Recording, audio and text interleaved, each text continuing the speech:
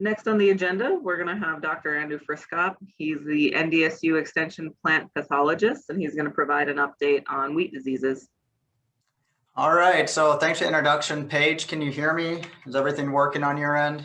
Yep, we hear you well, and we see your presentation. Most common request each time when you give a presentation now. But today I'm glad we have a lot of attendees in the audience, and I'm going to try to do my best to give an overall North Dakota wheat disease update. And I know we have a lot of diseases in the state, but I'm going to focus on the three that have been kind of the most commonly asked questions on. One is bacterial leaf streak, a foliar disease. And the other two are the two-head diseases, ergot and Fusarium head blight. And I'm going to try to approach this from the most commonly asked questions. But with that being said, if you have any other questions pertaining to a specific disease or something I didn't cover, please feel free to reach out to me or after the presentation or ask a question in the Q&A box. So I'm going to start with the bacterial disease, bacterial leaf streak. And the best way I can describe this is the concerns over this has been increasing steadily over the last couple of years. And the biggest reason why is because it does cause a very good defoliation. When I say good defoliation, that means it's causing quite a bit yield loss.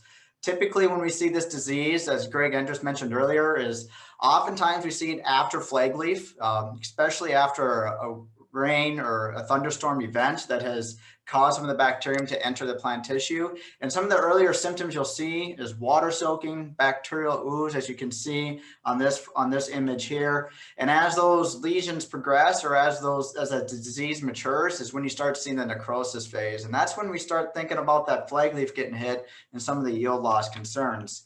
Some of our worst varieties out there, you can have complete flag leaf senescence by the end of the growing season, and you can see some pretty drastic yield losses. And the amount of yield loss, I'm going to touch on a little bit on that specifically.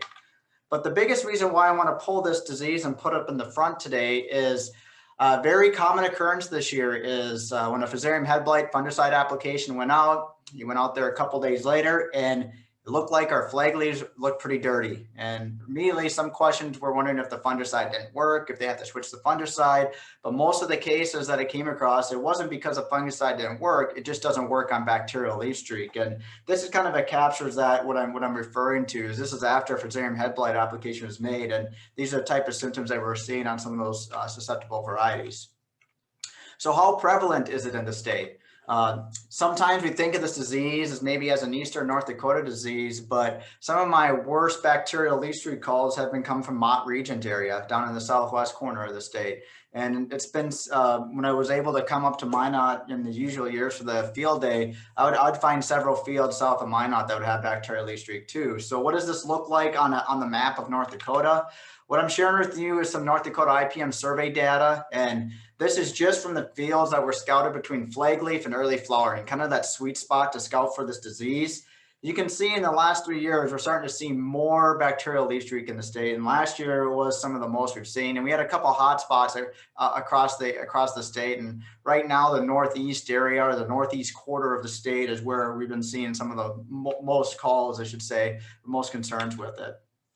So what do we do from a management perspective? Greg mentioned this earlier, host resistance. That is our most important management tool, mainly because since we're dealing with a bacterial disease, we don't have that in-season option that is consistent enough to reduce the disease and get you a return on investment. Right now, the recommendation is to select varieties. If you're concerned with BLS, is 5 or less.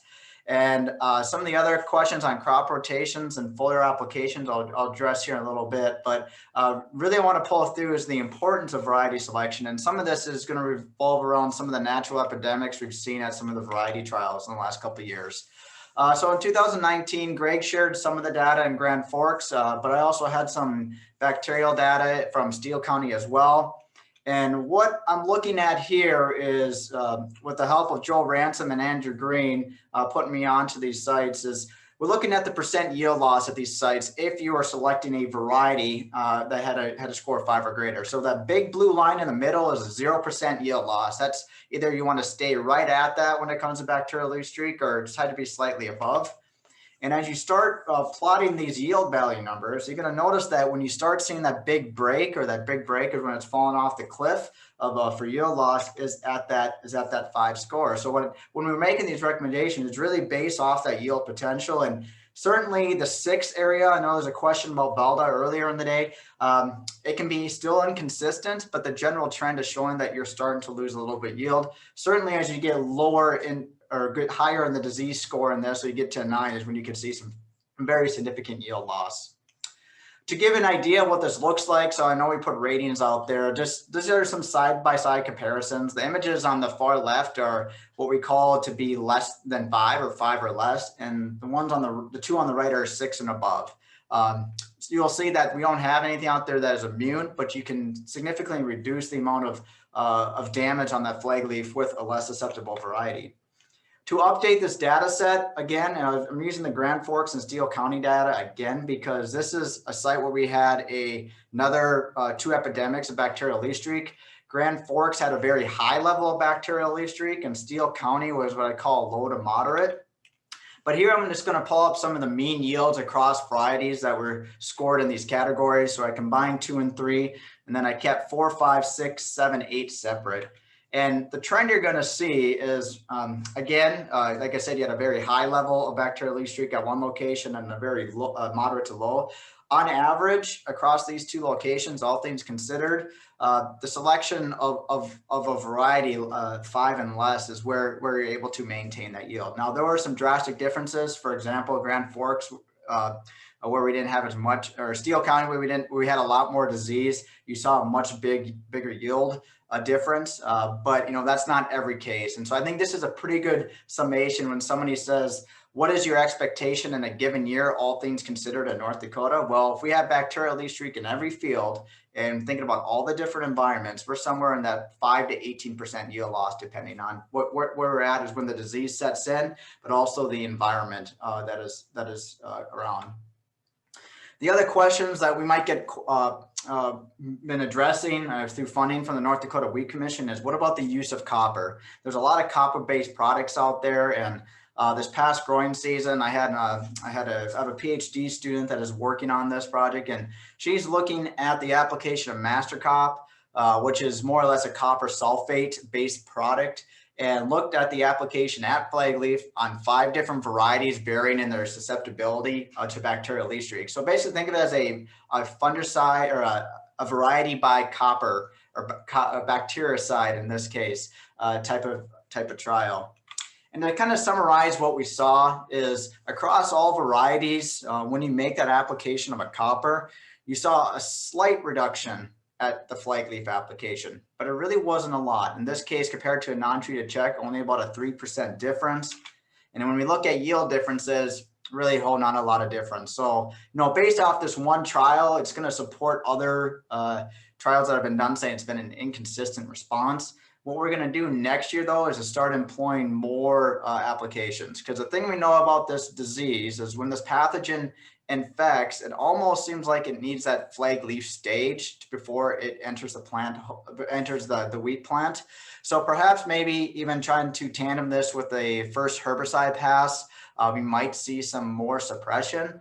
Again, this is all hypothetical, trying to think out loud through some of these situations. But right now, as for the foreseeable future into 2021, we're going to be looking at variety resistance as still our very big management type of tool that we can use for this specific disease.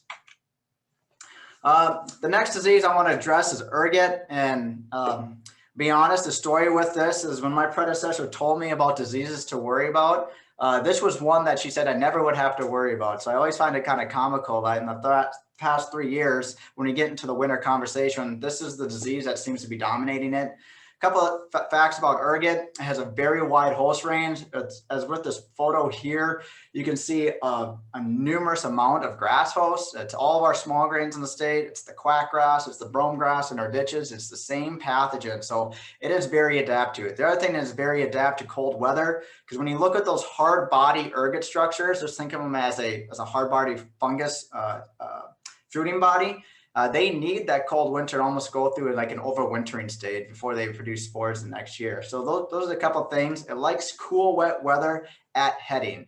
The infection process for this is really seems to be a little bit before it starts to flower, and some of the research has suggested. So that's the ergot. So What are we even worrying about? So as Jim mentioned, this year has been some worries about some of the export, but more on the farmer based level. I've received several phone calls this year where I only hear the bad stories about it. I never hear all the success stories. So sometimes I'm a little inflated on how big of an issue this is, but I can safely say that it has impacted several growers in the state again, similar to what it has in the past 2 growing seasons. So what I call the top 5 questions is kind of what I'm going to address. First is a micronutrient deficiency. Now I am not a fertility specialist and I never pretend to be one, but what I have read and through conversations with Dr. Franzen is we know that micronutrients can influence pollination. It can influence how long the female flower is open. So to kind of put this in perspective is if you're an ergot spore, the pathogen spore, you are infecting that same point that the pollen is trying to get to. So in this case, I'm showing you a close-up of the female flower. And think of it like a competition. So anything that delays the pollen from hitting the stigma is going to increase your risk for ergot. So are micronutrient deficiencies a potential cause for some of the ergot issues? Yes, I think that's probably safe. You can say that. Is it the sole reason why we see it every year in some of the issues in the field? Not likely. There's been several situations where it just doesn't fit when you have these big, large field type of outbreaks that, it's much more beyond what we think of a micronutrient deficiency. The other question I get is about seed lots. Can I use an ergot seed lot? And I'm a little bit against the grain on this, and all the research and what people have written says do not use ergot seed lots. But I also understand that there's an idealistic and a realistic expectation. So I say, if you're going to use a seed lot with ergot in it, what type of risk does it have? Well, are you going to be spreading ergot across North Dakota with a seed lot? Likely not. We have so many grass hosts out there that it's always going to be around, and it's highly unlikely that you're going to be introducing this, because I can find it in my backyard every year in the quackgrass that I let grow, or I can be out at Williston and find ergot. So the idea is you can find it across the state. But if you do use an ergot seed lot, what does that look like? Well, I'm showing you a picture of what the ergot body will germinate and look like. So you see these gnarly looking mushroom growths that protrude from it. And when we think about that, those mushroom growths is the ones that's producing most of the inoculum source. So if these are sitting on the soil surface and they're releasing spores during the growing season, think of that in real time is where that disease is relying. But the thing about those ergot bodies is they have a very high sugar content. And because of that, insects and other beneficial microbes are going to colonize them quickly. So one thing you want to maybe compare about is we hear about white mold and we hear about ergot. They look very similar. They produce a similar fruiting body. But the ergot body is not nearly as melanized or conditioned as the white mold, and it breaks down quicker. Most research has shown that when it's incorporated into a soil, it's about a year longevity. So that's one thing that's kind of a chink in the armor with this pathogen. The other thing that we know is when we think about if we're using an ergot seed lot, and with the advancement that we have with our seeders out there, if you're able to get this into the soil, we say get it in at least an inch deep. And the reason why is if you start looking at how long these mushroom stalks are, they're about 3/4 of an inch. And I had my students start pretty much germinating ergot bodies in the lab just to see how we can measure this. And by far and large, 3/4 of an inch is when it starts to run out of its food source. And especially when you're dealing with all these different mushroom structures on the same ergot, they're all competing for that food source to be able to produce that. So that's a couple of things to think about, a big picture, not really hard data, but how I conceptualize it as far as if you're going to use an ergot seed lot. The last 2 most popular questions are there variety differences and if there's any fungicides that I can spray. So we took a stab at it this past year, again, with that same student that the Wheat Commission's funded. She looked at 8 varieties, started small, and looked at 11 isolates collected across the state. So think about 8 times 11 times 6 and repeat it. So it's a very large greenhouse experiment. And we chose 8 varieties based off popularity and also a little bit by diversity and breeding programs, just to give us an idea what we're at for potential resistance. And what I'm showing you is some of the preliminary results. And we took several assessments. And one thing I want to say, there wasn't a variety out there that's immune, but we did see some differences on the amount of sclerotia that some of these varieties did produce. As you can see, as I mentioned, all of them did have ergot, but there are some varieties out there that seem to accrue a little bit more ergot than others. Based off what we're able to find as far as in the greenhouse, be able to make this work, we are doing another study to replicate this with more varieties, with the idea to have a bigger idea of what we have. And then hopefully into this growing season, we're going to attempt a ergot field study. And it's a little bit daunting to think about it, how we're going to do that. But at the same time, I think it would have a little bit more impact as how these varieties perform out in a field. Regard to fungicide trials, first, there's hardly any information in the US when it comes to conducting a fungicide trial on ergot. So my stab at it this year is I used a male sterile line, one that is often used in hybrid wheat production. It's extremely susceptible to ergot because those female flowers remain open. And we looked at 5 treatments applied at full head. And when I go through this treatment list, for example, quilt and Praxair are not recommended to be applied at full head because they do contain a strobilurin, which could increase vomitoxin if we're managing scab. But those 2 products were shown to have some efficacy in Kentucky bluegrass production. The other 2 is a BASF confidential that will be labeled soon for Fusarium head blight, and then I also use myrivacase. So what did we find when we applied these applications at full head? Well, the good thing is we did get ergot, so that's always the very first test. But what do we look at in suppression? And surprisingly, all fungicides did reduce the amount of ergot on this male sterile line, and all were significantly less than the non-treated control. Now, I'm not saying that fungicides are going to be out there. It's going to be our new tool that we're going to use to managing ergot. But we're gonna have to put this on some of the adapted hardwood springweed varieties to see if we have those same trends. And those are some of the plans that we have. Most of our focus are likely going to be reducing this fungicide to a little bit less with the BASF confidential and myrivacase, just to see how much it provides. Again, not going to be a silver bullet out there, but there might be a trend where fungicides could be reducing ergot. Not quite sure how that's going to look in the grand scheme of things when we start looking at the proportion of weight per plot, or the same thing that the elevators are going to be managing. So I just wanted to put that out there in front of the audience to show that we're working on it. Not something that we're there with a hard recommendation, but there are some trends that we're seeing. The last disease here I want to kind of just give a summary of is Fusarium head blight. As far as the state this year, my 2 general consensus is the early planted small grains escaped the scab risk window when we're at the highest level of scab, but the later planted small grains tend to have a higher scab risk level and in most cases higher yield potential because of the availability of rainfall. The vomitoxin, the VOM or DOM levels were lower than what I was expecting in the state, but I think a large part of that was conversations with county agents and other ag professionals out there that the use of less susceptible varieties definitely was something that paid this year. So to give you this, what this looked like in real time. Now we have 2 models out there. Again, they're models, only as good as what the weather data is put into them. These are from the national data set. So I'm just showing you susceptible versus mildly susceptible as defined by the model. In late June, we had some of the state that was under scab risk for susceptible varieties. As we advance it into that past the 4th of July weekend, you see a little bit more susceptible acreage being conducive for scab. And if you go into the 13th is when we saw scab risk levels elevate quickly. And a lot of that was due to some significant rainfall in the state. So I just wanted to kind of just go back where I kind of think why we were maybe some of these charts here were overestimating potentially all the scab risk. The research that we continue to do is through the U.S. Wheat and Barley Scab Initiative. And I always put this slide up because it's not just me, it's my counterparts in the Carrington, Langdon, and the Williston and Nesson Valleys. As a group, we evaluate fungicides each year. Of course, I won't have Joel Ransom at my side in Fargo this year, but I always want to thank him for all the help he's given with these trials.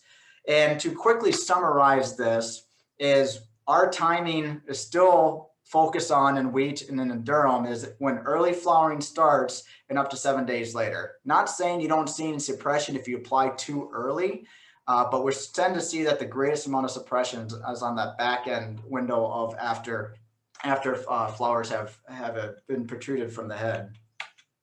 What we've done in 18 and 20, again, taking a very large data set and just trying to get it down to a usable message. This is just the legend, so when these are available later, you can go back to this. But basically, we were taking a hard look at myrivacase at multiple timings. And what I did is I combined all the fungicide data that we retrieved in the last 3 years on spring wheat and in durum.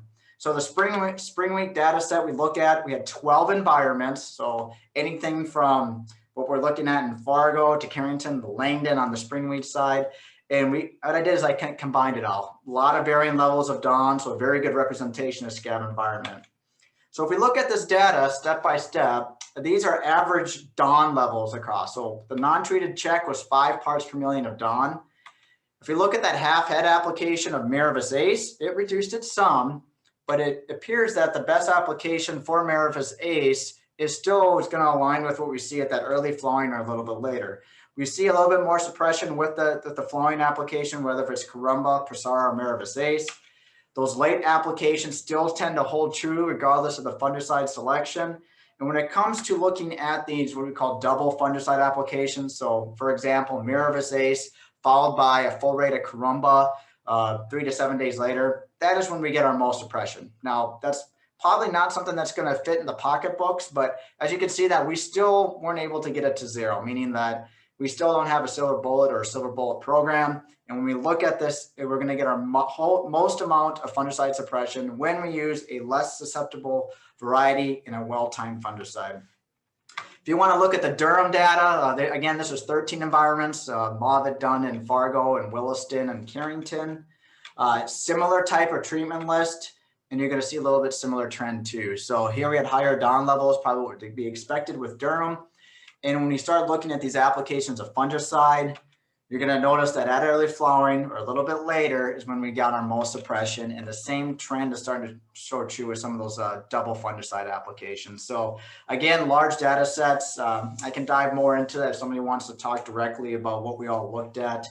And to finalize this presentation, I also want to put in this is what the national data. So I said this is a U.S. wheat and barley scab initiative. Well, we contributed to this data set and they combined it with all the other fungicide trials in the US. And what I'm just going to show you is that their data was taken North Dakota as nobody else is very similar to what we're seeing is that application time is still lining up on early flowering or up to a couple days later. And as far as the role of Miravis Ace, really the most amount of suppression from that is going to be achieved at early flowering or up a little bit later. So with that, I know it's kind of a whirlwind through this, but I wanted to make sure wanted to get all that data in front of you. And please ask me any questions that you may have on these diseases or maybe ones that I didn't cover today. Okay. Thanks, Andrew. Excellent information as always. And I guess I didn't see any questions in the Q&A, but we can't let Andrew off the hook on questions. So does see if anybody has any. I guess I have a question on, I appreciate all the work you're doing on ergot, because obviously Erica and I get hit with it all the time with the China demand, but, and you may have talked about it, but so in your research, the timing you're looking at for the fungicide, and I know it's very preliminary, and so guys shouldn't just run out and start putting fungicide on to control ergot, but was that full heading is what you said? So would some of that double application work on, trying to minimize dawn potentially be beneficial for ergot, or that second application would be too late? Yeah, that's a great question, Jim. So the original treatment list I had was going to be trying to coincide with Fusarium head blight as well. But we had such limited seed of this, so we had to condense it now. So the reason why full head was chosen is based off the research. It indicates that the pathogen is most likely to infect prior to flowering or if the flower is starting to be extruded. So think of that early flowering phase of what we define it. So we were looking strictly at efficacy just to see what worked. Okay. Next year, I can tell you my plans are to kick out Quilt and Priaxor and focus maybe on 2 fungicides that are labeled for Fusarium head blight, and then look at full head, look at early flowering, look at these later applications just to see if we put our most effective, we'll call it ergot fungicide, if there is a thing, see when is the best time to align with it, but also being very cautious of when we're making those applications. Fusarium head blight is also at the back of our minds. Okay. So we do have one other question. Does seed treatment help with ergot reduction? Yeah, so that's been another one I didn't cover today, but when you think about a fungicide seed treatment, if we put that on a seed lot that has ergot, some research, especially with the triazoles over in Europe, suggests that it can reduce the germination of the ergot bodies. But I'm of the mindset that if you're using that seed lot and you're able to get that an inch into the soil, I think that's almost more effective than with the seed treatment. And the other thing to think about this is this pathogen is infecting at the heading stages, right, of wheat. So any type of effect from a fungicide seed treatment is not going to translocate into offering suppression on the head. Okay. So we have one other question here. Do you think a flag leaf application and a Marivis application at flower is more important than 2 head scab applications? Yeah, that's a great question. So that one's a little bit difficult to gauge. So if you're worried about foliar diseases in a high foliar disease year, whether if it's fungal leaf spots or rust, flag leaf is definitely the most important timing. But at the same time, when you make that Fusarium head blight application, you do get some indirect flag leaf coverage. So, I hate using this, but it's going to depend on the situation. I don't think it's a recipe every year that's going to be is going to be, it's going to pay out, for example. So if we're in a very dry year and maybe we get some rain late in the year, maybe Fusarium head blight might be the focus and you only need one application. But we do have several studies that look at what I call fungicide programs, 1, 2, 3 applications. And I'm not for sure who asked that, but they can reach out to me if they're interested in some more conversation on that. Okay. Well, I don't see any more questions, and I see we're kind of approaching the time for the next speaker. So thanks again, Andrew. And as you said, I guess they can reach out to you later on if needed. So thanks again. I'll turn it back to Paige.